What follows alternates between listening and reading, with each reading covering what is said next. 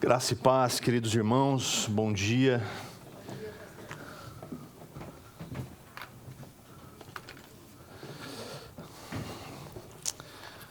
Amém. Para mim também é um domingo especial, o domingo de ceia. É um domingo tão significativo na vida da igreja, na vida do cristão, que reconhece que só está aqui por causa de Cristo e do que Ele fez por nós. E isso deveria trazer ao nosso coração muita alegria. Deveria ser um dia em que a gente saísse de nossas casas com júbilo no coração de que vamos celebrar a ceia do Senhor, por causa daquilo que Ele nos fez. E enquanto o Jorge falava aqui, nós cantávamos aquela canção, eu estava ali no banco e sinceramente, meus irmãos,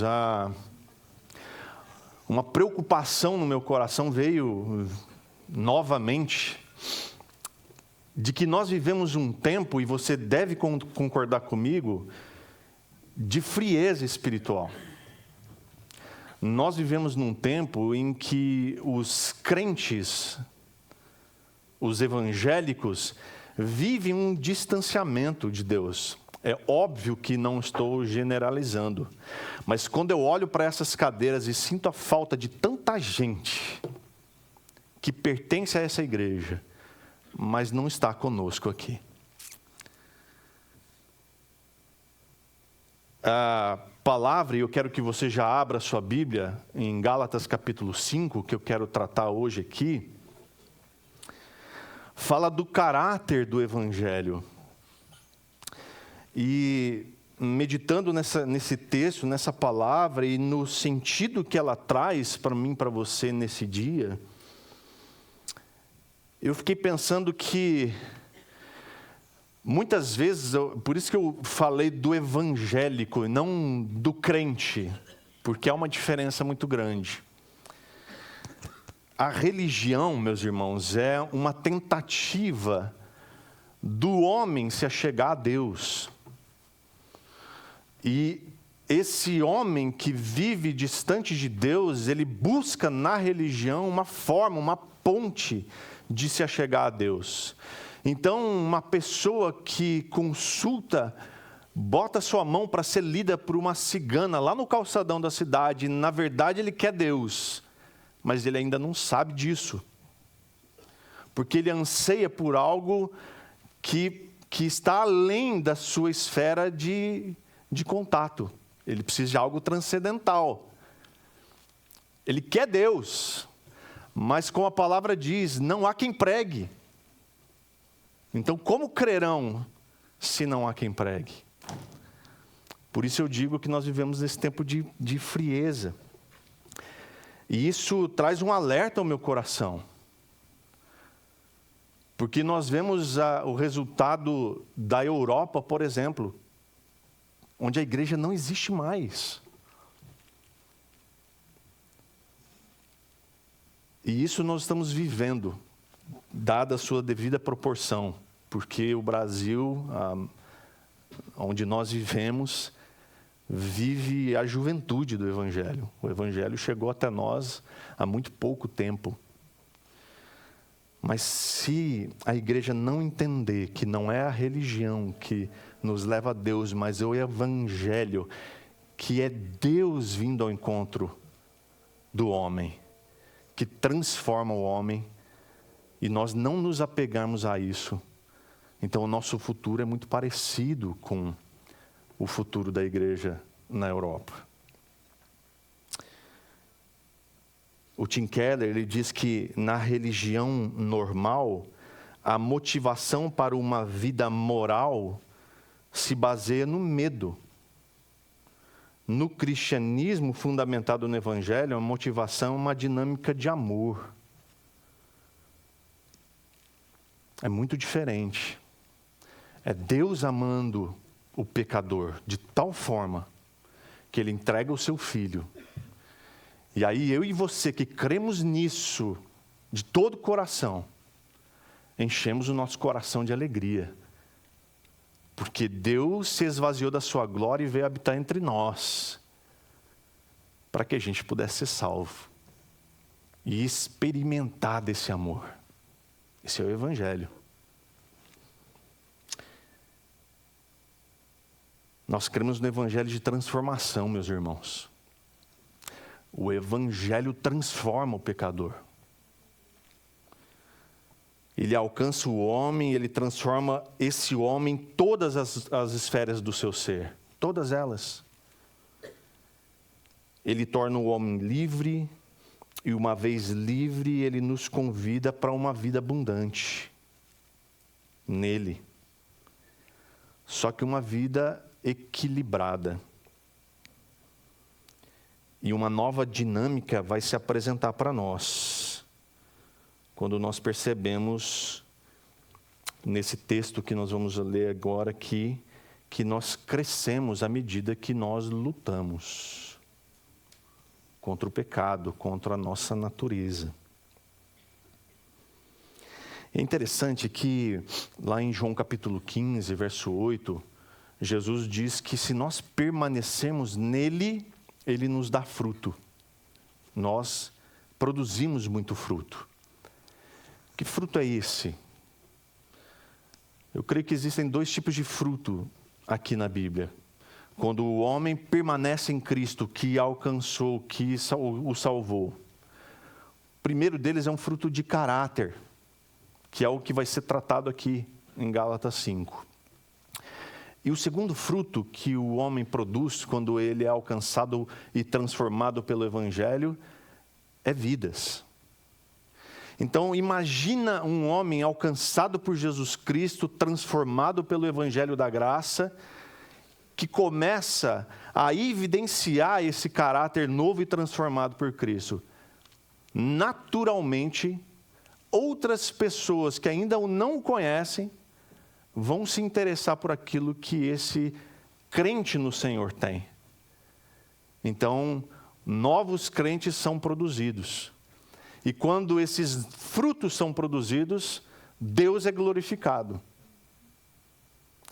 Então, uma igreja relevante, como as pessoas dizem que querem, né? Uma igreja que de fato cumpre o seu papel, uma igreja que tem a identidade, como o Jorge mencionou aqui, e cumpre o seu propósito, que é anunciar as grandezas de Deus, ela produz esses dois frutos.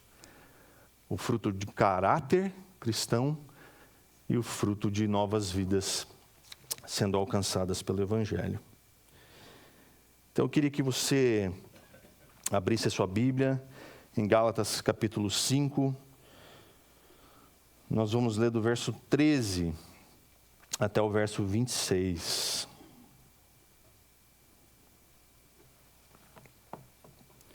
Gálatas 5, 13 até o 26.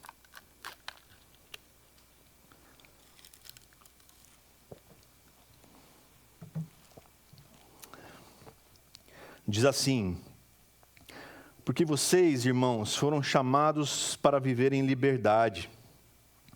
Não a usem, porém, para satisfazer sua natureza humana.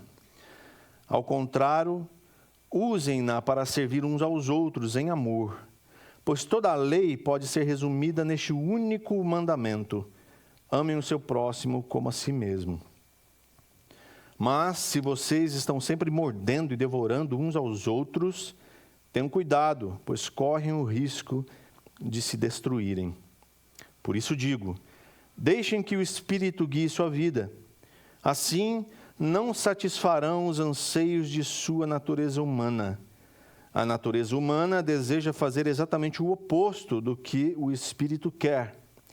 E o Espírito nos impele na direção contrária àquela desejada pela natureza humana, ou carne, em algumas versões. Essas duas forças se confrontam o tempo todo, de modo que vocês não têm liberdade de pôr em prática o que intentam fazer. Quando, porém, estão guiados pelo Espírito, não estão debaixo da lei. Quando seguem os desejos da natureza humana, os resultados são extremamente claros: imoralidade sexual, impureza, sensualidade, idolatria, feitiçaria, hostilidade, discórdia, ciúmes, acessos de raiva, ambições egoístas, dissensões, divisões, inveja, bebedeiras, festanças desregradas e outros pecados semelhantes. Repito o que disse antes. Quem pratica essas coisas não herdará o reino de Deus. Mas o Espírito produz este fruto: amor, alegria, paz, paciência, amabilidade, bondade, fidelidade, mansidão e domínio próprio. Não há lei contra essas coisas. Aqueles que pertencem a Cristo Jesus crucificaram as paixões e os desejos de sua natureza humana. Uma vez que vivemos pelo Espírito, sigamos a direção do Espírito em todas as áreas de nossa vida.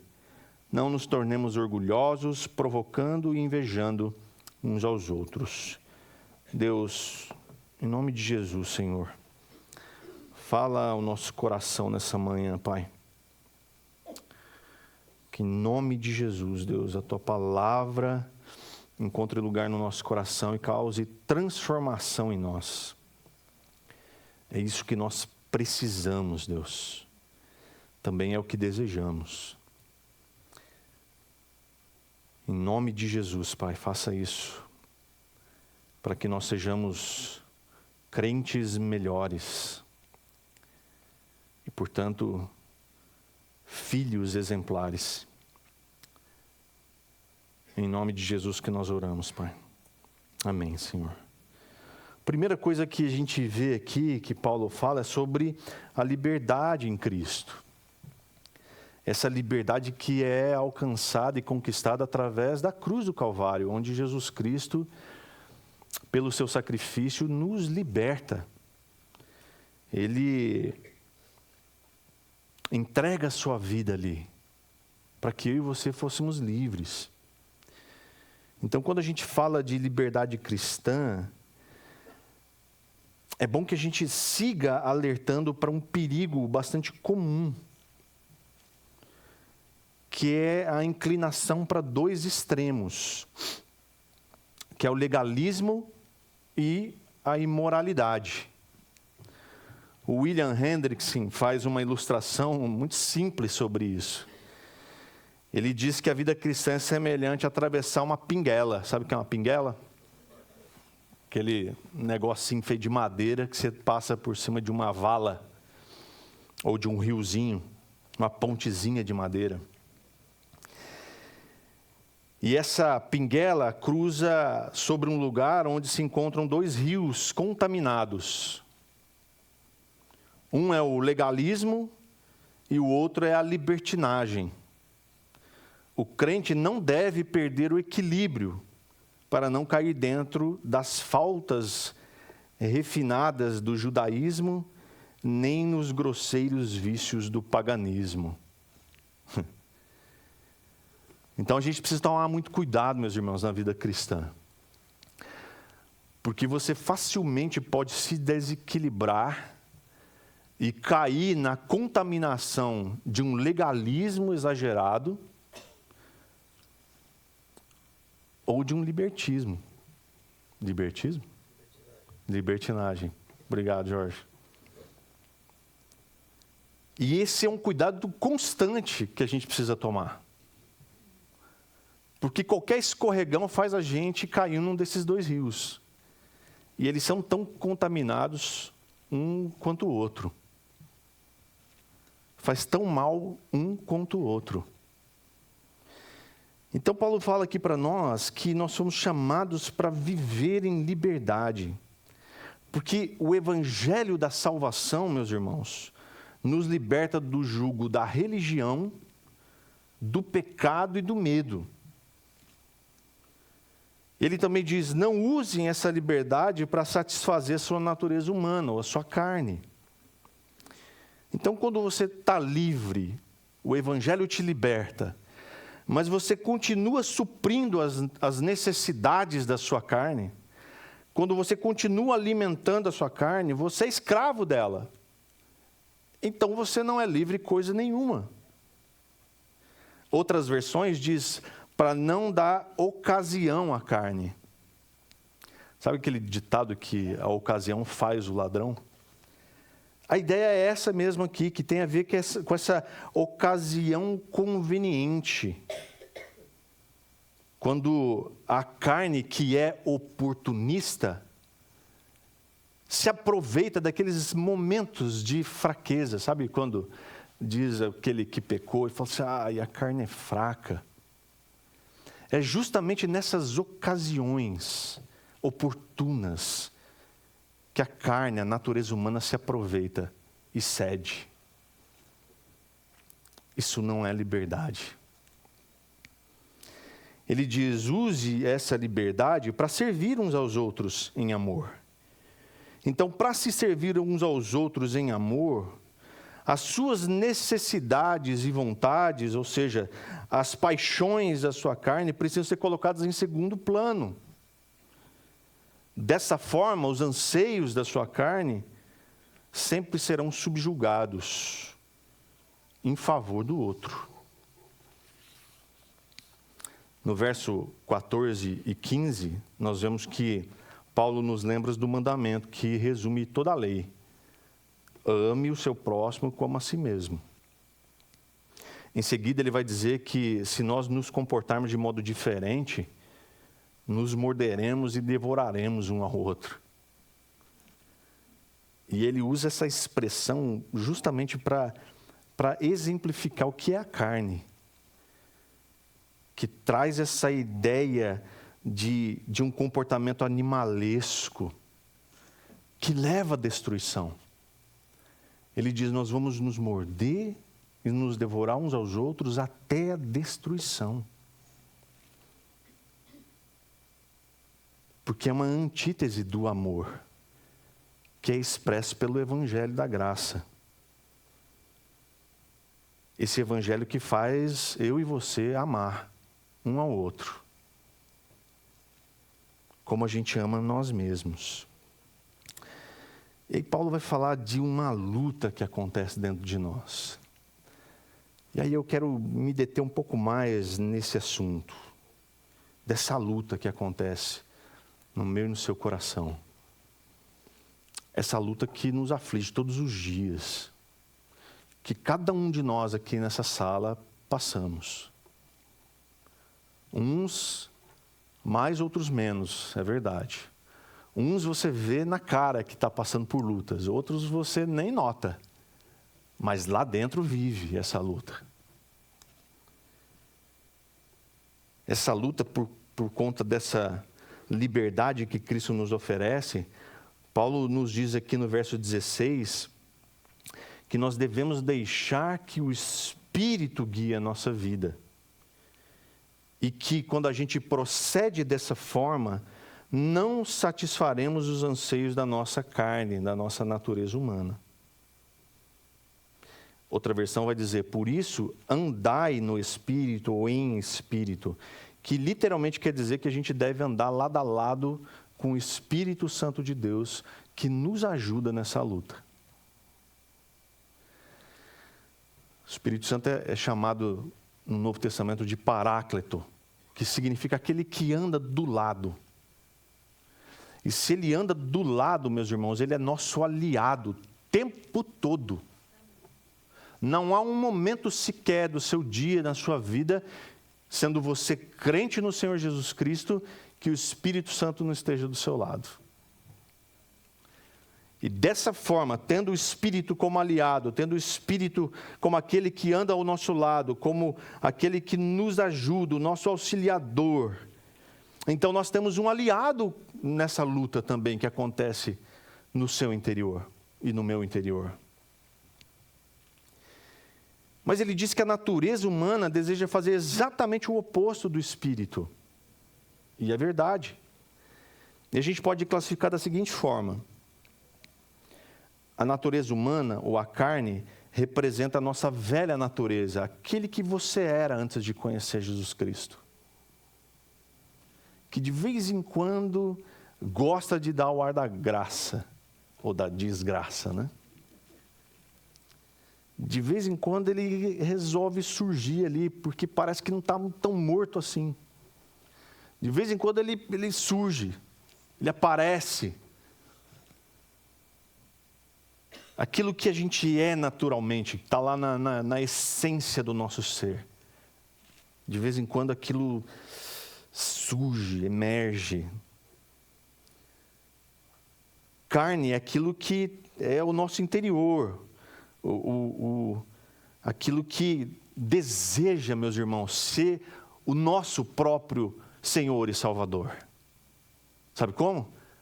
Aquele que está aqui dentro do nosso coração, ou seja, aquela velha natureza que ainda deseja ocupar o trono da nossa vida, que ainda deseja tomar as rédeas da nossa vida, que ainda deseja tomar a direção dela.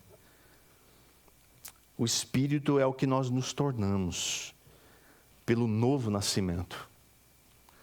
Quando a gente é alcançado pela graça do Senhor Jesus e Ele nos transforma de modo que já não mais vivemos em nós, mas Cristo vive. Então, o Espírito vai nos transformando. Então, o que é a natureza humana ou a carne? A palavra original aqui é sarx, que pode ser traduzida aqui, essa palavra grega do Novo Testamento, pode ser traduzida como corpo, como natureza sensual, olha isso. Natureza física, tudo isso é carne, natureza humana. E o que são os anseios dessa natureza? É aqui que está o problema. É aqui que mora o perigo, como dizem. A palavra aqui é epitúmia. Cuidado com a epitúmia na sua vida. Que pode ser traduzido como desejo, como anelo. E olha só que interessante. Desejo pelo que é proibido. Luxúria. Isso é a natureza humana. Isso é a carne. Então a gente pode dizer que a carne, a natureza humana, super deseja. É um super desejo, é um anseio. É algo que é às vezes incontrolável. É uma paixão de andar em lado oposto ao que o Espírito nos aponta. Então, se o Espírito Santo, que é o nosso amigo, está caminhando ao nosso lado e aponta para frente, a nossa natureza super deseja andar para o outro lado. Essa é a luta que acontece no meio e no seu interior. E aí ele diz que o Espírito nos impele na direção contrária àquela desejada pela natureza humana. O Espírito, por sua vez, ele faz o contrário. E ele vai nos impulsionar na direção oposta. Então o Espírito está aqui te puxando, dizendo, oh, não entra nessa não.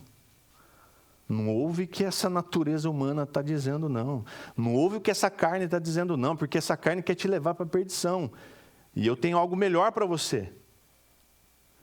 E essa luta é constante. O William Hendrickson, ele fala sobre essa batalha para 3 tipos de pessoas diferentes. A primeira delas é o libertino. O libertino nem tem conflito. Nem acontece essa briga no seu interior. Porque as suas inclinações naturais sempre vencem. E está tudo bem para ele. Ele simplesmente deixa a vida levar. Ele satisfaz todos os anseios da sua natureza. Porque o que mais importa para ele é o quê? Ser feliz. Então ele vai vivendo a vida loucamente. E isso o satisfaz momentaneamente. Mas quando ele põe a cabeça no travesseiro, ele sente o vazio. Não tenha dúvida disso. Tem o legalista também. O legalista confia em si mesmo. Ele não consegue vitória nesse conflito, porque ele vai confiar o quão bom ele é. e o quão suficiente ele é para vencer cada uma dessas batalhas. E ele perde todas elas.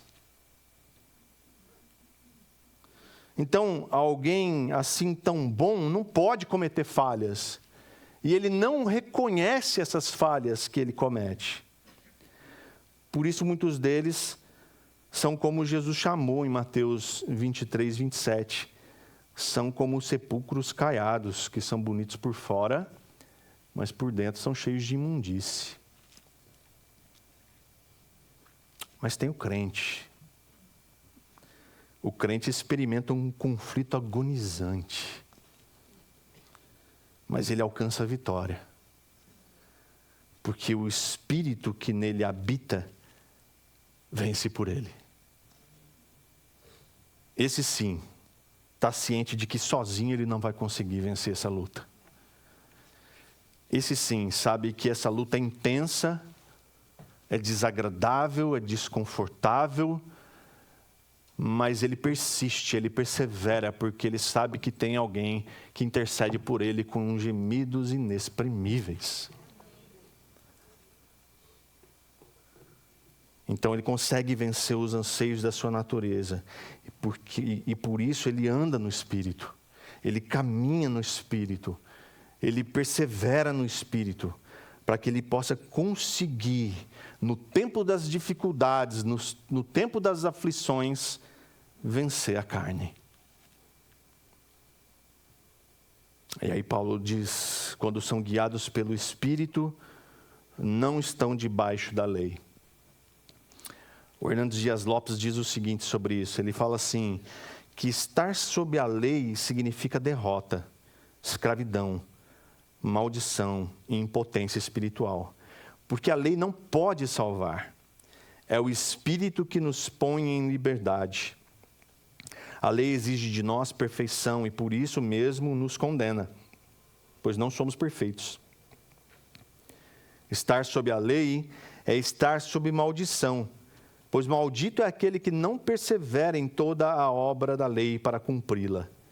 Porém, quando somos guiados pelo Espírito, já não estamos debaixo da tutela da lei e por isso somos livres. O Espírito não é apenas um vendedor de mapas para o destino da liberdade. É o próprio guia que nos toma pela mão, nos guia pelo caminho até a glória final. O Espírito é visto como um guia a quem se espera que o cristão siga. Então o Espírito Santo não vai dizer para você, não vai te dar um mapa e dizer, olha, vire à esquerda, depois você anda 2 quarteirões, vire à direita, depois você vai encontrar uma rotatória, você segue reto nessa rotatória e dali 3 quilômetros você vai ver uma caixa d'água azul e quando você vê aquela caixa d'água azul, você não entra pela direita, é uma bifurcação, você segue reto e quando você chegar num portão azul, você entra ali, que essa é a vitória. Aí você já se perdeu já na primeira virada à direita. Mas o Espírito é aquele que te toma pela mão e te leva até lá. Mas para isso você precisa perseverar. Para isso você precisa deixar de ouvir um pouco a sua carne, a sua natureza humana. E ouvir o Espírito.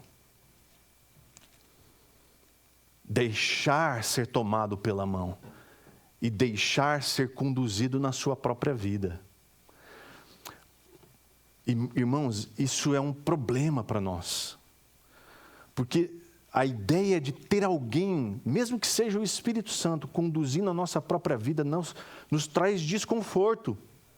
Porque nós mesmos queremos dar direção para a nossa vida, nós mesmos queremos planejar a nossa vida, nós mesmos queremos ser senhor da nossa vida, essa é a verdade.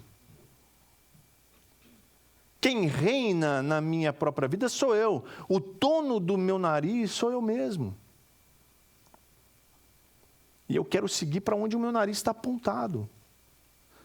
Então, mesmo que seja o Espírito Santo de Deus conduzindo a nossa vida, nos traz um desconforto muito grande. Então, sentar no banco passageiro da sua vida é um desafio. É um exercício diário, constante. E cada situação, mesmo que pequena que seja na sua vida, esse exercício precisa ser realizado, de deixar ser conduzido pelo Espírito. Precisa tomar qualquer atitude que seja, qualquer decisão, por menor que seja, consulte o Espírito. Ore, fale com Ele. Isso é um grande desafio, mas faz toda a diferença. E aí Paulo vai falar agora na sequência, nos versos 19 a 21, das obras da carne.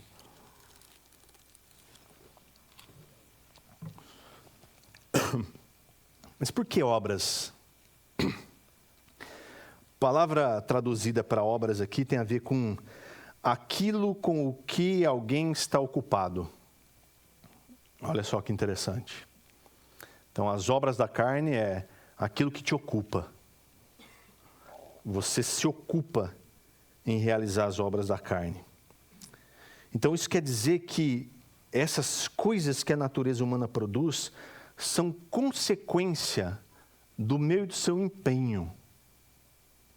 É preciso empenho para produzir as obras da carne. Aqui Paulo vai trazer a consequência ou o resultado de seguir os desejos da natureza humana. E ele diz para nós aqui na NVT que eles são extremamente claros. Ou seja, os resultados de seguir a natureza humana são manifestos, são evidentes, eles são escancarados, eles são identificados nas pessoas que seguem os seus desejos. Aparece, não tem jeito. Quando você permite que a sua natureza humana governe a sua vida, quando você permite que a sua carne governe a sua vida, esses resultados que nós lemos aqui, eu vou repetir cada um deles, são claros. Tá para todo mundo ver. São eles. São 3 palavras aqui que são relacionadas com as obras da carne na área da sexualidade. O primeiro deles que ele cita aqui é imoralidade, que é a atividade sexual entre 2 pessoas que não são casadas. Isso que tem a ver com imoralidade. Segundo, impureza, que são práticas e relacionamentos sexuais não naturais. E aí você coloca a sua mente para funcionar. Terceiro, sensualidade ou indecência, que é lascívia, que é uma sexualidade descontrolada, exagerada, precoce. Meus irmãos, isso daqui, essa sensualidade ou essa lascívia, é jogada na nossa cara todos os dias. Todos os dias. Basta você acessar a internet ou ligar a TV, a sensualidade é despejada a baldes. Você vê criança pequena cantando o refrão de música podre, como se fosse doce. E muitas vezes a gente acha engraçado. Eu vejo mãe e pai rindo, achando engraçadinho que criança pequena cante música dizendo que vai dar sentadinha. A gente precisa tomar muito cuidado, meus irmãos. A coisa está aí para todo mundo ver. Ninguém esconde mais nada. É escancarado. Então, tudo isso aqui, imoralidade, impureza e sensualidade, está aí. A um clique.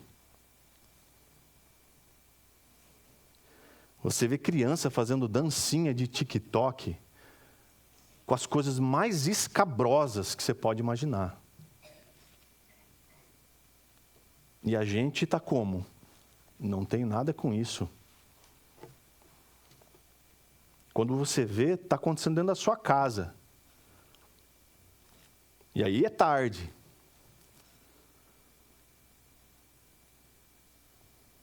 São duas palavras que são relacionadas com as obras da carne na área da religião também. Idolatria, que é a tentativa de fornecer um substituto inadequado para Deus. Tudo aquilo que você coloca no lugar de Deus na sua vida. Tudo aquilo que exige de você a dedicação, a devoção que deveria ser de Deus. Pode ser um carro, pode ser um marido, pode ser o dinheiro, pode ser o trabalho. E aí você avalia o que é que está sendo colocado no lugar de Deus.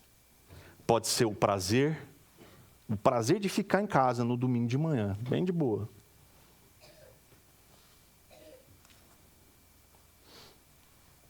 Estou tão cansado, pode ser o descanso. E a outra coisa é feitiçaria. Olha só que interessante, a palavra para feitiçaria aqui é farmaqueia, de farmacologia mesmo. Não estou dizendo que o farmacêutico é um feiticeiro. Mas não nesse sentido aqui. É no sentido original da palavra. Tem algum farmacêutico aqui? Você não sabia disso? Feitiçaria. Mas essa farmaqueia, essa feitiçaria que Paulo está se referindo aqui, é a manipulação, o uso de drogas. O droguento é feiticeiro, segundo a Bíblia. O adicto, vai. Mas, nesse caso, ela está associada à idolatria com as artes mágicas. Ou seja, é tudo aquilo que visa falsificar a obra do Espírito Santo. Olha só que sério isso, meus irmãos.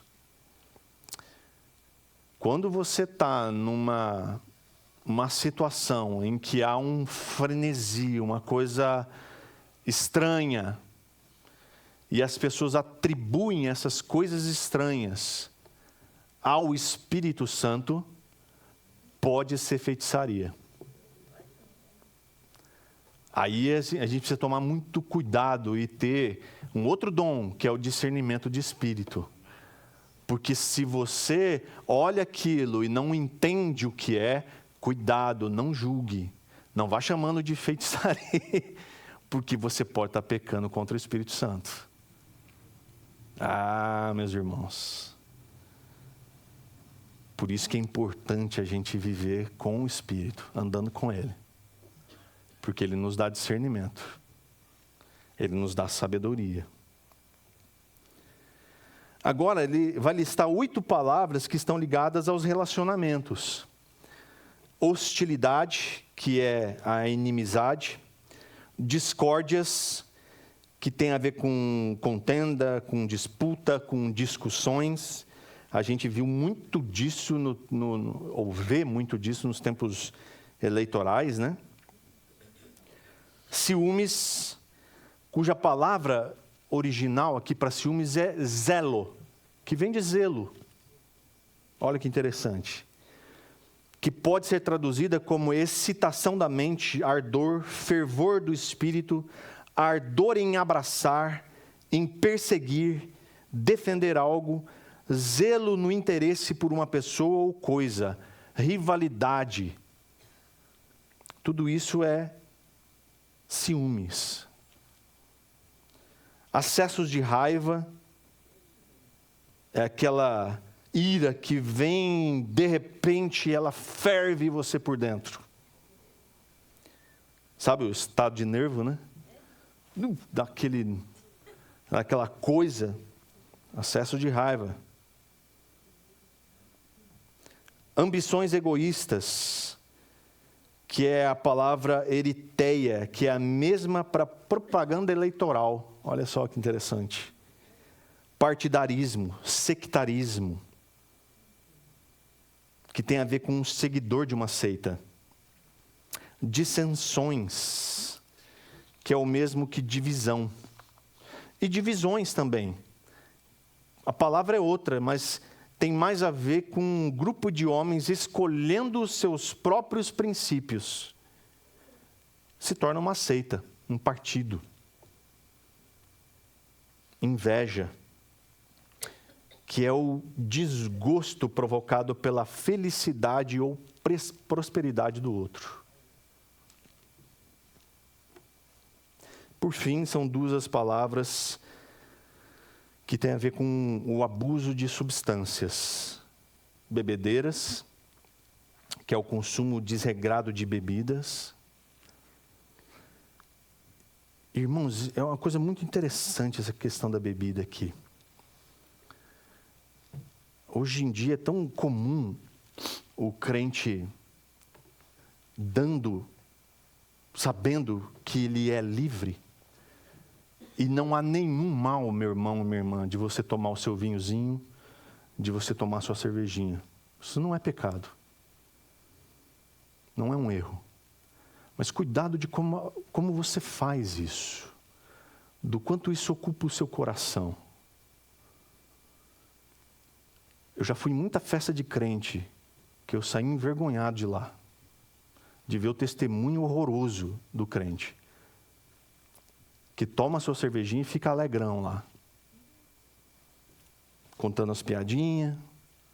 E isso faz com que esse crente não seja em nada diferente daquele mundano promíscuo. Cuidado com a bebedeira. Eu vejo muito crente também tirando fotinha no Instagram com o seu copinho de chopp. Que testemunho é esse? Público.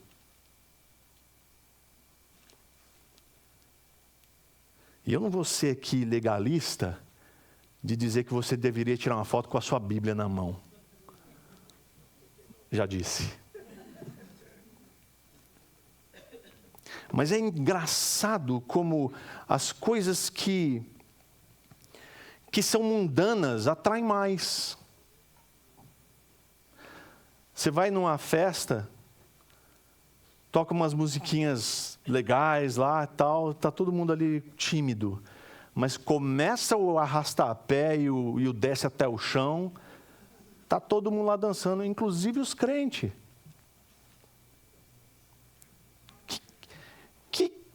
Que vida é essa no espírito?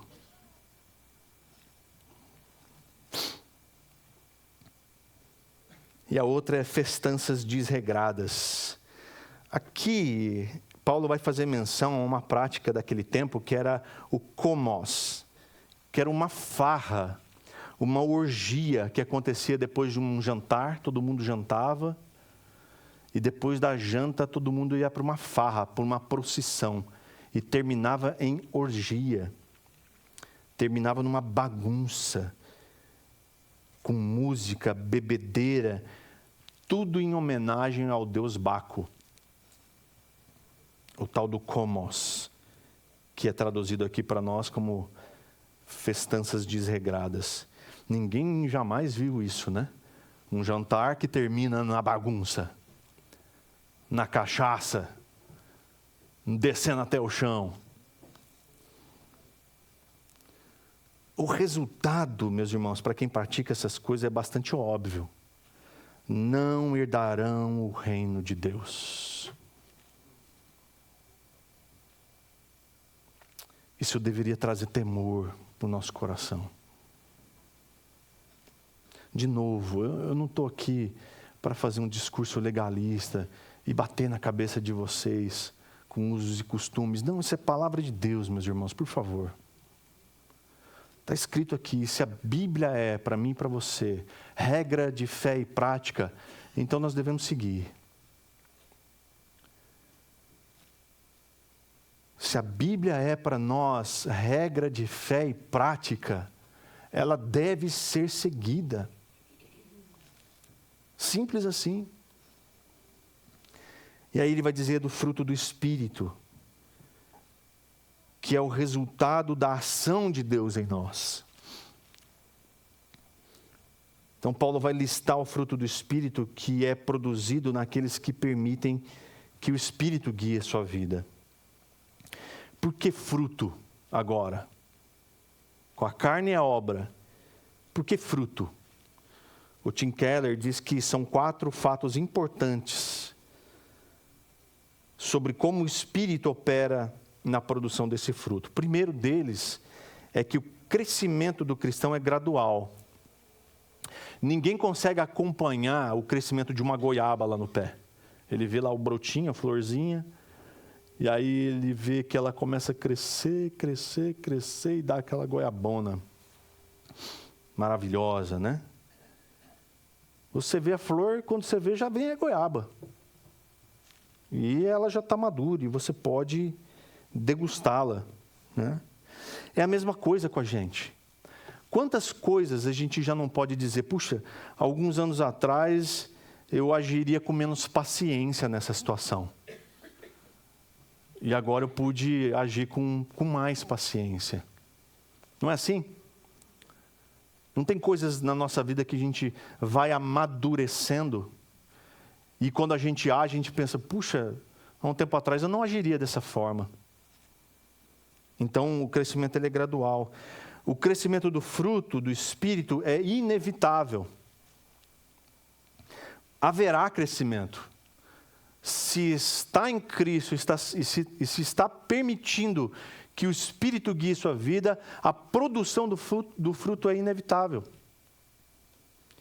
É a mesma coisa de você plantar uma muda de árvore, né, e construir aquela calçada perfeita, maravilhosa em volta. Quando essa árvore crescer, e ela vai crescer, vai arrebentar a sua calçada. Não tem jeito. É só você andar pelas calçadas de Londrina que você vai entender do que eu estou falando. É inevitável de se andar com o Espírito e não ter os frutos, ou melhor, o fruto dele produzido em nós. O fruto do Espírito tem raízes internas. Não são os frutos que fazem a árvore crescer, que dá vivacidade para a árvore, que deixa a árvore vistosa, bonita. Mas é o contrário. São as raízes profundas da árvore que fazem com que o fruto possa crescer. Então é a nossa intimidade com o Espírito Santo, é a nossa caminhada com Ele, a profundidade das nossas raízes, não a superficialidade do nosso relacionamento, mas a profundidade dele, que faz com que os frutos sejam viçosos. E por último, o crescimento cristão é simétrico. Paulo usa aqui de propósito a palavra fruto no singular. Não são frutos do Espírito, mas é fruto. É um fruto só. E ele usa essa palavra fruto para descrever toda a lista de qualidade que cresce na vida da pessoa cheia do Espírito Santo. Então, o fruto verdadeiro sempre cresce em conjunto. Ele é um só. Jonathan Edwards, ele diz que uma parte do fruto do Espírito não cresce sem que todas as outras partes também cresçam. Então, de propósito, a gente pôs lá no banner da chamada, lá, aquela poncã, né? Que é um fruto só, mas ela tem vários gomos. Assim como o fruto do Espírito é um só, mas ele tem várias virtudes. 9 virtudes. Que também, da mesma forma como a obra da carne evidencia algumas coisas, o fruto do Espírito também evidencia as virtudes em nós. Então, a lista dessas virtudes do fruto são amor, alegria, paz, paciência, amabilidade, bondade, fidelidade, mansidão e domínio próprio. Essas virtudes são produzidas em nós, ou seja, aqueles que deixam que o Espírito Santo guie sua vida, pelo próprio Espírito. Ou seja, o amor, a alegria, a paz, a paciência, a amabilidade, a bondade, fidelidade, mansidão e domínio próprio que existe em você, que são evidenciadas em você, não é fruto da sua bondade, não é fruto do quão estudioso da Bíblia você é, não é fruto do excelente Filho de Deus que você se tornou, mas é fruto do Espírito que habita em você. É Ele quem produz esse fruto e deixa manifesta para o mundo essas virtudes através da sua vida. Então, quando você exala paciência, meu irmão, minha irmã, é o Espírito que está produzindo. Quando você ama de verdade o seu irmão como a si mesmo, é porque o Espírito está produzindo isso em você. Quando você é amável nas suas atitudes, é o Espírito. Quando você age com bondade, é o Espírito. Quando você está alegre, é o Espírito. E isso é maravilhoso. Porque não há lei que condene aquele cujas virtudes do Espírito são evidentes. Pode ficar tranquilo. A lei não te condena. Porque as virtudes do Espírito estão manifestas em você. Então, todo aquele que pertence a Cristo crucifica suas paixões e desejos da sua natureza humana. Isso não quer dizer que, eventualmente, nós vamos ser tentados. E a natureza humana vai, de alguma forma, querer aparecer novamente. Mas, submetendo a Deus essa natureza humana, nós vamos deixar que o Espírito de Deus nos governe. Porque Deus tem o interesse, meus irmãos, em cada área da nossa vida. Não só na área espiritual. Como nós vivemos pelo Espírito e seguimos a direção dele, nós então devemos submeter a Deus cada aspecto da nossa vida. Emocional, físico, social, intelectual e vocacional. Tudo isso precisa ser submetido a Deus. Então, esse estilo de vida regido pelo Espírito Santo não deve nos tornar orgulhosos de forma alguma. Muito pelo contrário. Nós devemos saber que o mesmo Espírito que opera em nós também pode operar no outro. Também deve operar no seu vizinho, na sua vizinha, no seu colega de trabalho chato, desagradável. O mesmo Espírito que produz esse fruto em você pode produzir também no incrédulo que pega no seu pé. Então esse é o caráter do Evangelho, meus irmãos. O Evangelho que é transformador, que nos leva a permitir que o Espírito Santo governe e guie a nossa vida, de tal forma que o fruto dele, que é produzido em nós, passe a demonstrar, a evidenciar esse caráter transformado em cada momento da nossa vida, em cada atitude, em cada palavra, em cada ação, no meu e no seu comportamento. Pai, obrigado, Senhor, pela Tua palavra. Pedimos ao Senhor que nos ajude, Deus, a deixar que o Espírito Santo governe a nossa vida, de tal forma, Senhor, que o fruto do Espírito seja evidenciado em nós, que as virtudes desse fruto sejam aparentes, que em nome de Jesus, nas nossas relações, no dia a dia, com vizinhos, amigos, parentes, colegas de trabalho, o fruto do Teu Espírito, Senhor, seja produzido em nós e as virtudes sejam evidentes. Mas para isso, Deus, nós precisamos permanecer em Ti. O Senhor diz na Tua palavra que se permanecermos em Ti, o Senhor permanecerá em nós. Então, Deus, em nome de Jesus, gera em nosso coração, Pai, mais fome e mais sede por Ti.